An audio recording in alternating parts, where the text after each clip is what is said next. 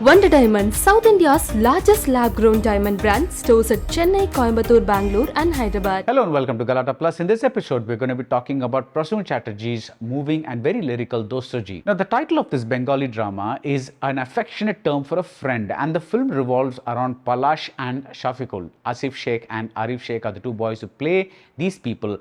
They are best friends and they are neighbors. The first time we see these 8-year-old boys, they are in one of cinematographer's Tuhin Biswas's extraordinary wide shots. They are by a river, they're skimming stones and getting drenched in a downpour. Palash and Shafikul are seen in many such frames and they seem one with nature, with hardly anyone else around. These children may come from impoverished backgrounds like many people in their village on the border of India and Bangladesh, but they are in paradise, in a wonderful world filled with rivers and giant trees and bird sounds and caterpillars. But when they come home, the real world intrudes. Their houses are separated by a makeshift wall and the family seem to exist in some kind of uneasy harmony. Now all this is a few months after the demolition of the Babri Masjid and the Bombay Blast. Palash's father is a Brahmin priest who is puzzled by the sudden ascent of Lord Ram, who has never been much of an object of devotion among Bengali Hindus, unlike the Hindus of the rest of North India. Shafiqul's father is a Muslim weaver. The boys take tuitions together, but while they go back and forth between each other's homes, their parents don't seem to interact all that much. They don't seem to socialize at all, and more unrest is on the way. In this Muslim majority village, there are plans to build a Chota Babri Masjid.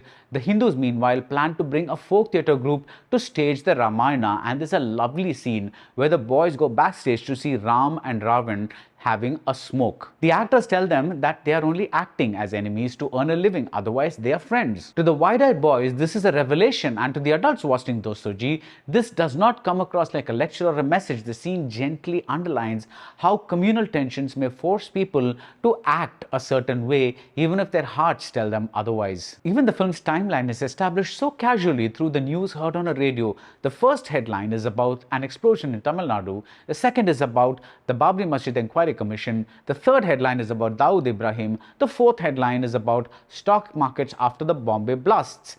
The Ayodhya event is no longer the central topic of conversation, but it is still hovering around there, even as other news items have come to the fore. The refusal to make an event out of any occurrence results in one minor issue. At 2 odd hours, Dostojee seems to go on for too long, but then the lyrical Satyajit Ray-like feel of the film made me check out the running time of Pather Panchali, which is one of my favorite films and a film that I have seen many times, and I found that that film runs for about 2 hours too. So perhaps the issue that I just mentioned is more due to my decreasing attention span than anything to do with the film itself. By concentrating on the boys rather than the adults, Dostojee retains the purity of childhood at a point where the friendship stays strong even as the outside world begins to rupture.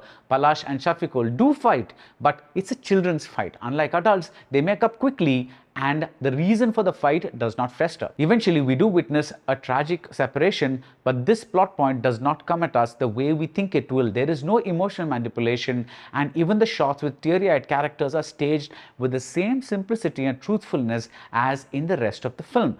The routines of daily life provide a constant contrast to the changes in the fabric of society, and this smallness, this emphasis on finding the epic in the intimate is the film's success. At the end, I wondered how a sequel might be made. As grown-ups, what will the world be like? Dostojee can be seen as a childhood version of Padosi, Shantaram's 1941 drama about a Hindu man and a Muslim man.